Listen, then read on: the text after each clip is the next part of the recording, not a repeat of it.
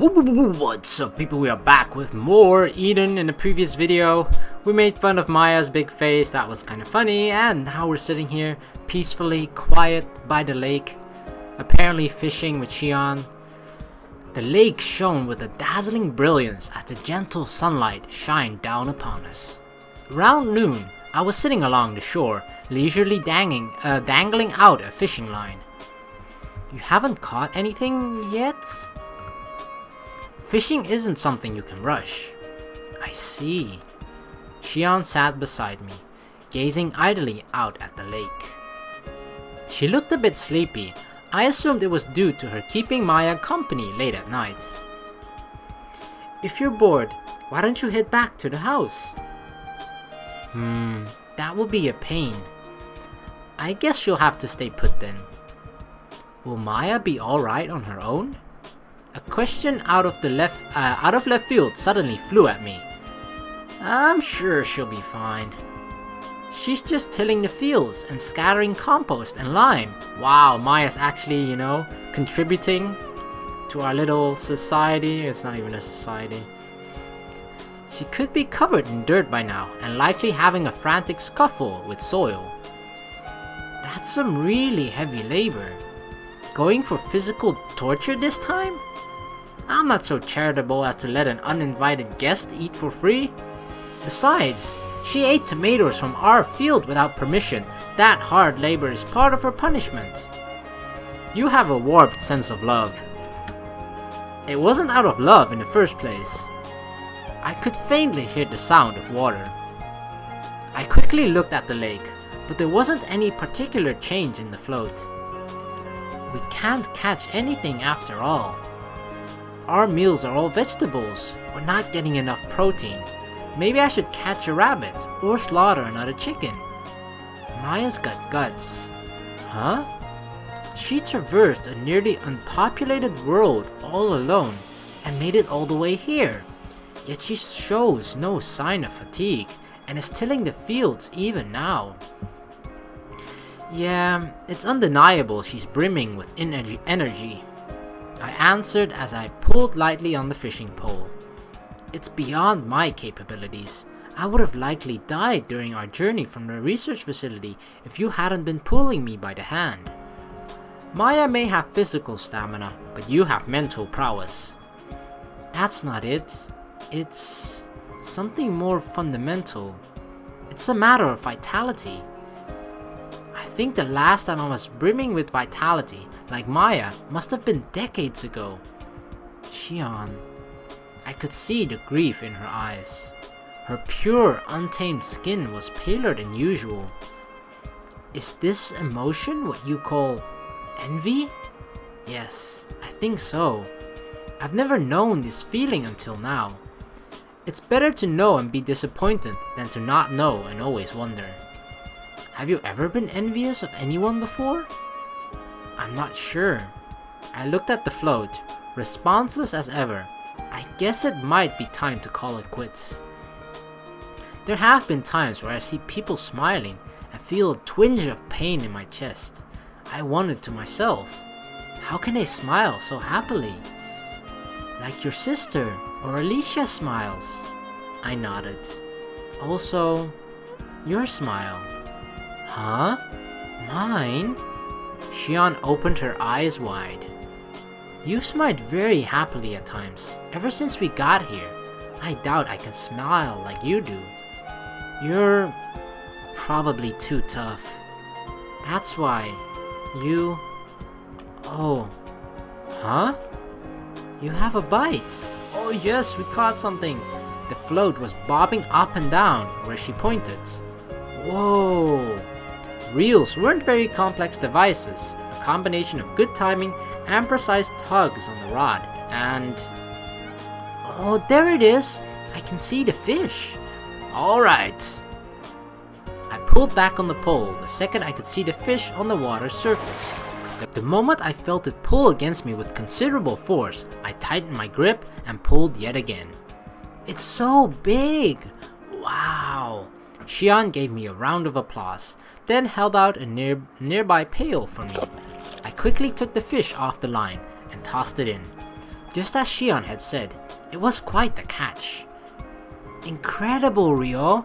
I know it's pure chance you hooked the big one, but it's still amazing. More or less. It sounded like she was trying to give me a compliment. It looks delicious. I'm not so sure about that.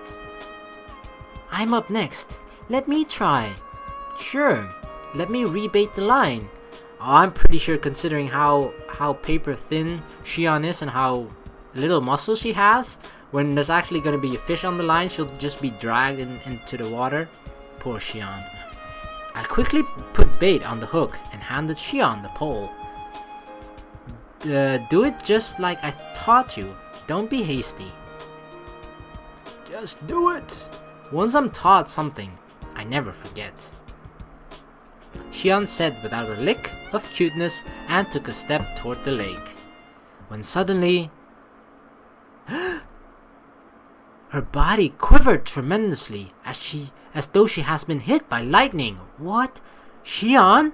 Her delicate body went backwards like a bow, and the pole fell from her outstretched hand. I rushed to catch her and looked down at her face. Sion was gazing off the other way with a dazed expression. Sion, you're... yeah. It's nothing. She fixed her posture and lightly pushed against my shoulder. She probably wanted to say she could stand by herself, but... Are you really okay? Yeah, I just got a bit dizzy.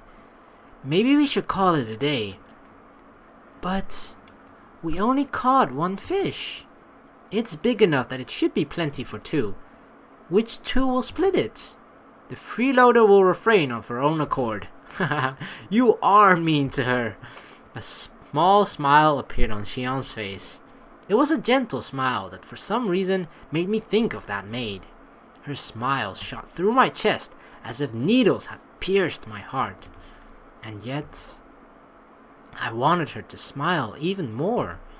I may not be able to smile, but I believed it would be enough if Sion could. Exactly, just smile through the smiles of other people.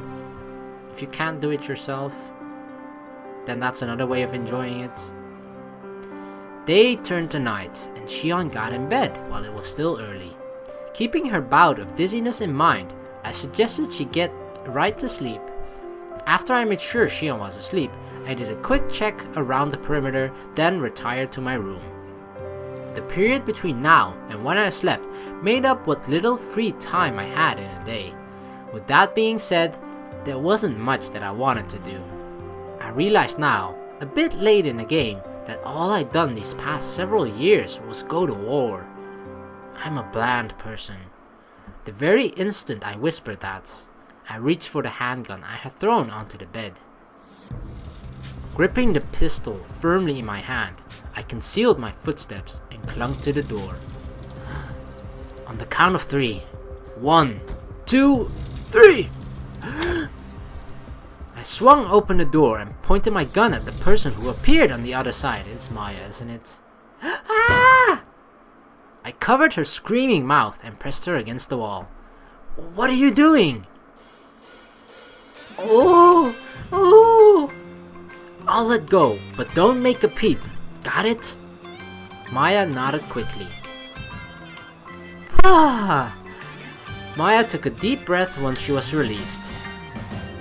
What are you doing all of a sudden? That's what I should be saying. Don't conceal your footsteps and prowl around like around someone else's room. For the record, I wasn't trying to sneak into your bed or anything. Her cheeks dyed red as she blurted out that outrageous comment. Not that I had misinterpreted it in any way. Sneaking into my bed would have been an improvement at this point. What were you up to? You're the one who said to be quiet while Sion is sleeping. I was just being considerate. That's misleading. What should I have done then? Act normal. I holstered my gun and took a step away from Maya. From what I've observed of Maya thus far, I have determined her combat capabilities to be virtually worthless. As long as she didn't try to surprise me, there was no need to be on alert. What? You were working? I pointed at the glasses she was wearing. Yeah. I forgot to take them off when I left my room, so I figured, well, whatever. She gently touched the frames and stared intently at me.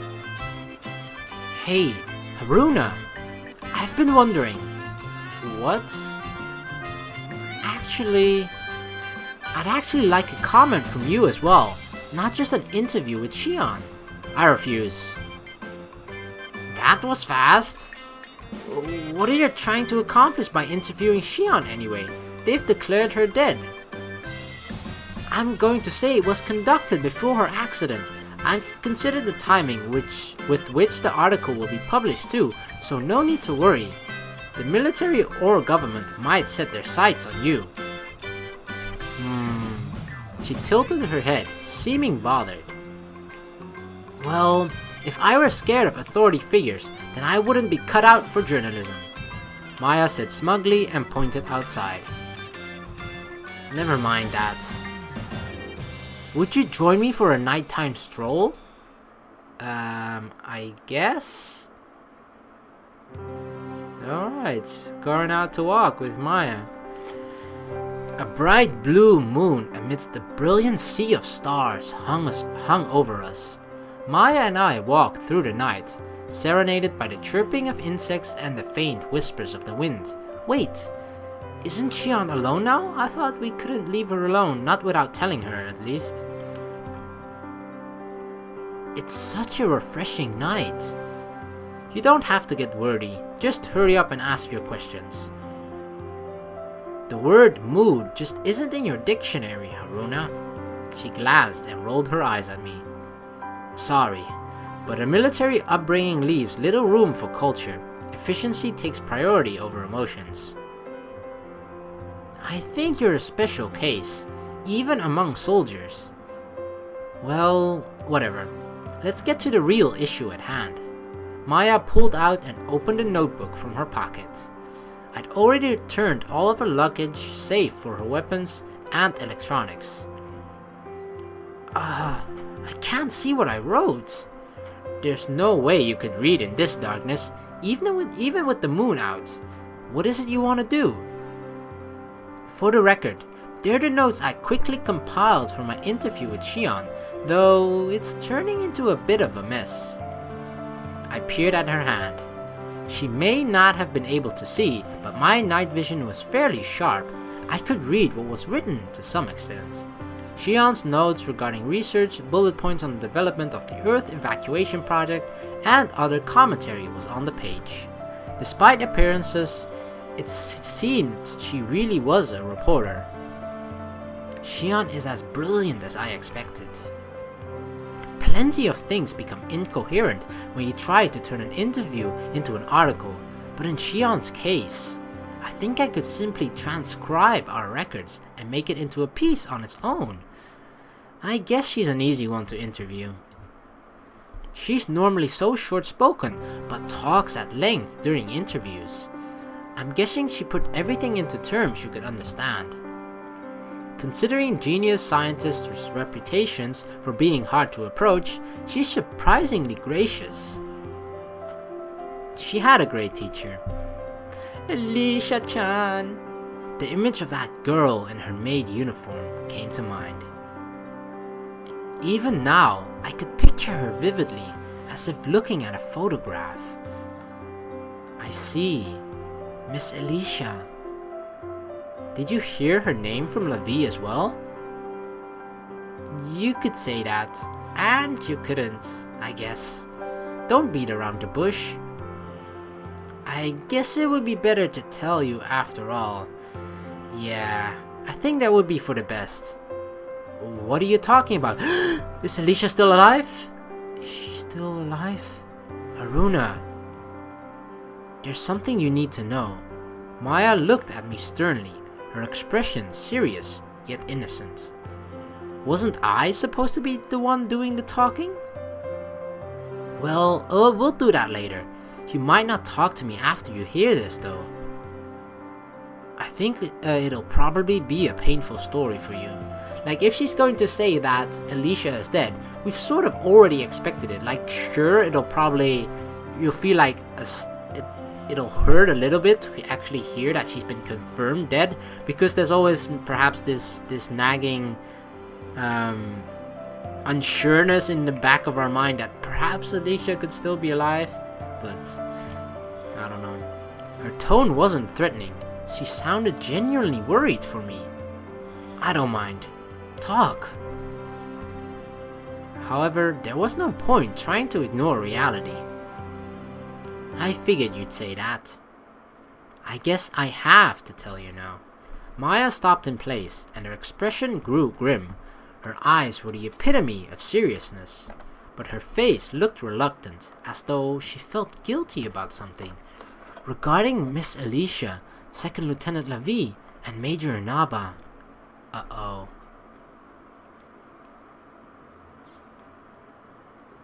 We had walked all the way to the lake. Maya removed her glasses and seemed to be in deep thought. I don't want to get any further from the cottage than this. It's best if you start talking. Got it. She nodded, her expression still tense. My guess was that it was something I was better off not knowing, or perhaps it was something I had to hear alone. I told you that I've been looking to interview Sion for a long time now, right? So I've heard. I became a journalist 2 years ago. Of course, at that time, most reporters were running around covering anything related to the Earth evacuation projects. That's true even now. It is, after all, the most magnificent event in the history of mankind. 2 years ago? Aren't you still college-faring age? I dropped out. I wanted to learn about the world, and what was written in textbooks wasn't enough to satisfy me anymore. I didn't want to learn it secondhand. I wanted to see and hear with my own eyes and ears. I wanted to confirm facts for myself. I wanted to lay my hands on the truth of this world, even if they were mere fragments or something like that. She smiled a bit and scratched her cheek lightly. I moved out as soon as I could. My uncle was a veteran reporter, so I apprenticed under him. Sounds incredibly reckless. That went for Levi and me as well, since we falsified our ages to enter the military, but that didn't make this woman any less crazy. Of course, she probably had her reason for diving into the world of journalism at an age where you would normally want to play around and have fun. So, while I was flying around the world, Sion caught my attention. I wondered what the world would be like if not for her. The developer of the engine system for the ships which would take us into space, the veritable leader of the evacuation project. It's not that unique a story, but the more I looked into her, the harder it became to resist the urge of actually meeting her. While everyone knows about her, the full picture of who Sion is as a person is largely shrouded in mystery. My uncle gave me a hand and managed to determine that Sion was at research facility number 703, but officially no such place exists. So I couldn't get in contact at all. Now that you mention it, I had a feeling the major had once mentioned a rather persistent journalist to me. Alright, this must have been somewhere in the beginning. It sort of rings a bell. I didn't remember the name, but it must have been her. What is it? Oh, nothing. Continue. Right. Right when I hit a dead end, a single letter got through. A letter? We exchanged letters many times, but to sum it up, she gave me information on Sion. She was in contact with Alicia. In exchange, she said she had something she wanted me to help her with. Or something like that. Information on Sion? There are a few who knew anything about Sion when she was in the research facility. The military brass, government VIPs, and staff and soldiers affiliated with the facility. that was about it. If there was anyone who would be willing to deal with someone on the outside, it would have to be... I only learned the name of the sender recently. Her name was... Alicia, huh? She nodded slightly and looked at the reflection of the moon on the water's surface. Miss Alicia was very discreet. I couldn't even begin to figure out her true identity, nor pinpoint where the mail was coming from. She was a Felix. Her intelligence was anything but ordinary. I guess someone like me would never have been able to catch her, huh? I had also heard about Alicia getting in contact with someone on the outside from Sion. Alicia may have been trying to make use of a civilian network to set Sion free. Still, I guess even a Felix like Alicia couldn't deceive the military all on her own. Surely, being discovered was likely the cue for her to expedite her plan to escape from the facility. Well, that's how I had an ear to the ground for any changes in the research facility number 703. I was able to get my hands on several pieces of intel through Miss Alicia. And then there was all that commotion when Sion escaped. Yeah. It was one heck of a mess, but it was my chance. If Sion had come outside, it meant I had a chance to contact her. When my uncle's turn to board the ships came around, he took off into space. I continued the investigation by myself. Around the time I started my solo investigation, I met the platoon leader of Sion's pursuit unit, 2nd Lieutenant Lavinia. To think you contacted her of all people. Lavi's scary, isn't she? Huh? She wasn't like that at all. Maya's eyes opened up a little wider. She was incredibly beautiful, but it didn't seem cold at all. She couldn't have been that much older than me, but she was so level-headed. Are you sure that wasn't a different Lavi from the one I knew? To be fair, it might be hard for someone thick-headed to realize just how terrifying Lavi was, but level-headed? She wasn't anywhere near Maya's level, but she had always been quite the spirited individual. No doubt about it. She knew quite a bit about you, Haruna. Huh? Something may have changed inside Lavi after that scuffle. But for me, even after leaving the military and undergoing a major change in environment, I was the same man I always was. But, you know, first impressions aside, when I spoke with her, she seemed kinda lonely. She's not that weak. The 2nd Lieutenant Lavi you knew was the one from before you disappeared. Obviously. She wouldn't say it herself, and would probably take it to her grave, but I bet she liked you. That's why I think she's lonely. I'm sure of it. Impossible. Lavi and I hadn't been paired up for that long. Not to mention, we'd crossed blades with each other. I'm nothing more than a traitor to her.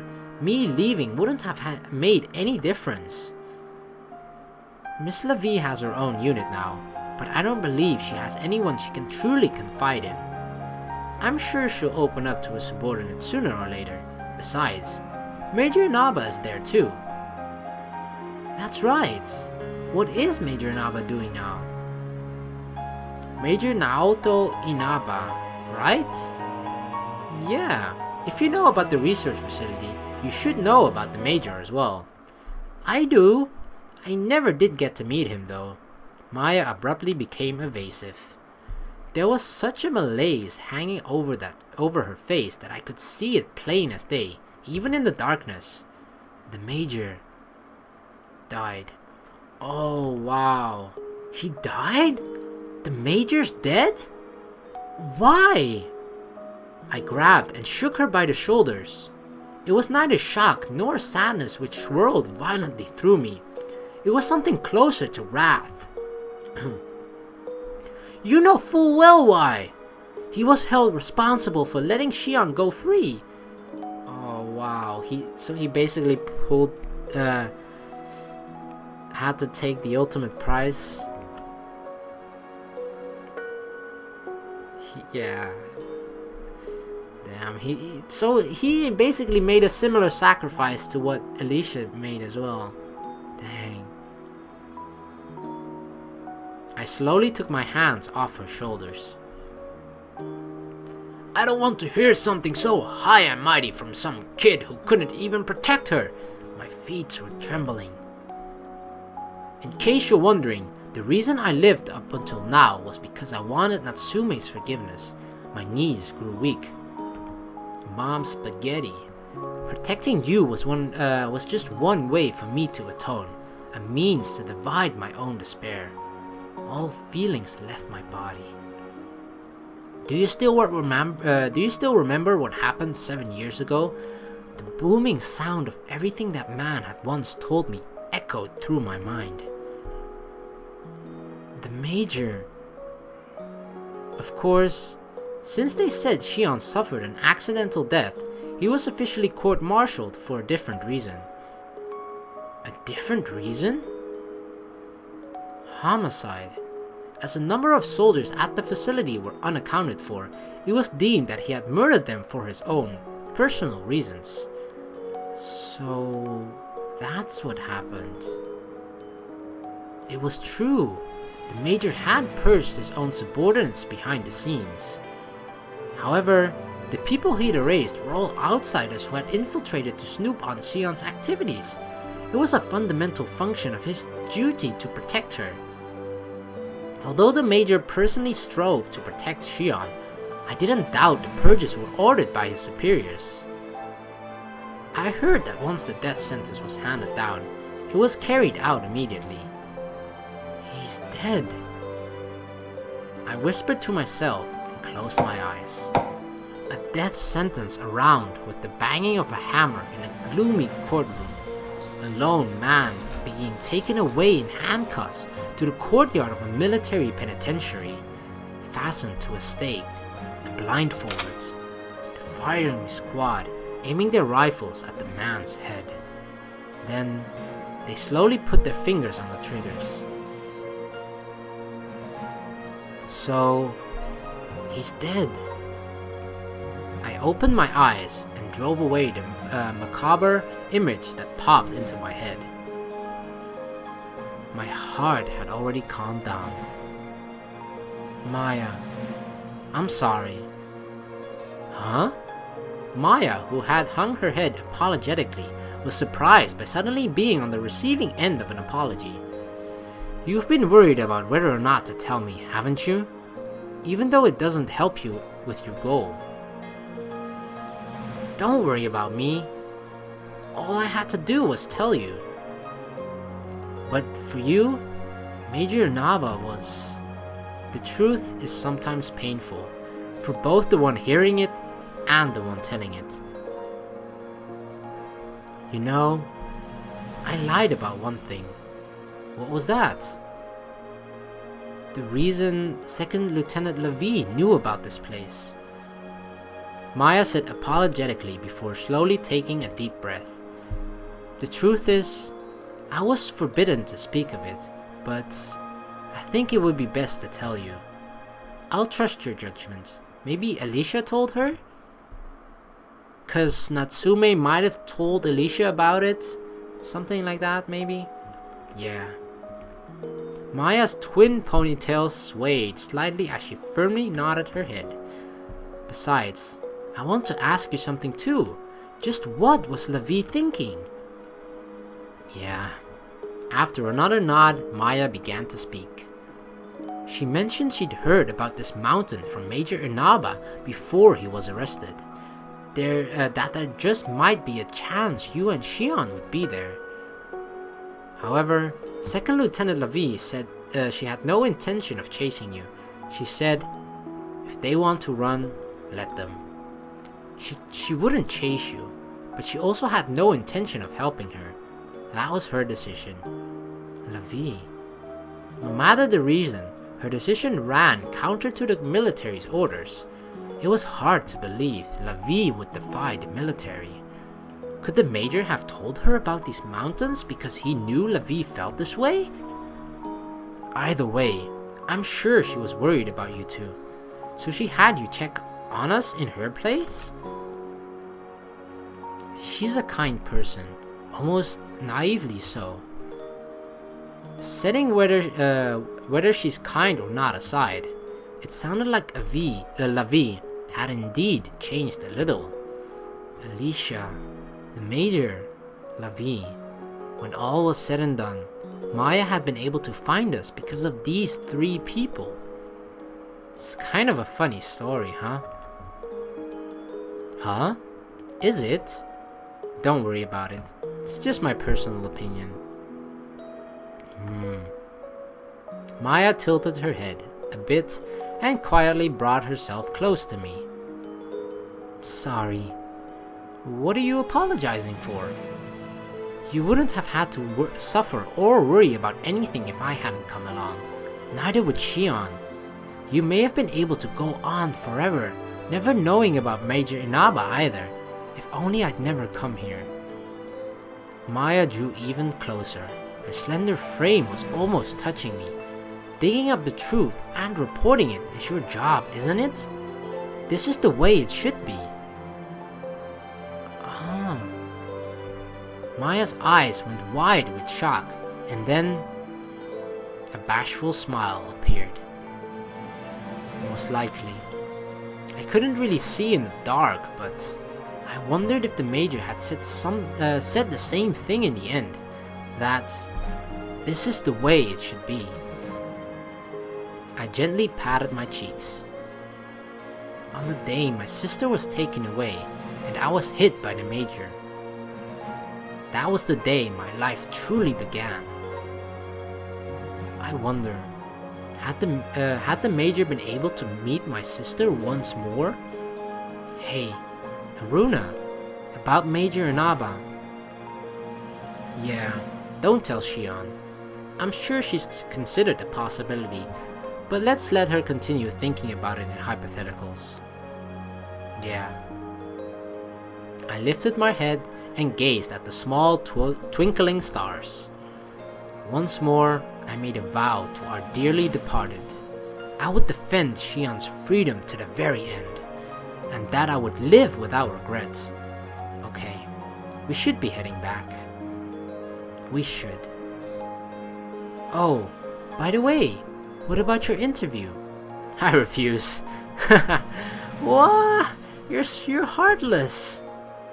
Maya leaned against me in jest, and I shook her away. What would she want me to talk about in the first place? Okay, then would you listen to a different request of mine? Tell me what it is first. This is the one thing I can't do on my own. She said something I didn't really understand and rummaged through her pockets. Second Lieutenant La Vie entrusted me with something. La Vie did? Maya held out a box so tiny it could rest in the palm of her hand. I recalled having seen it in checking when I checked her luggage, but if I remembered correctly, this was... I'll let you decide what to do with it. This couldn't be. I took the box from her and slowly opened the lid, and inside...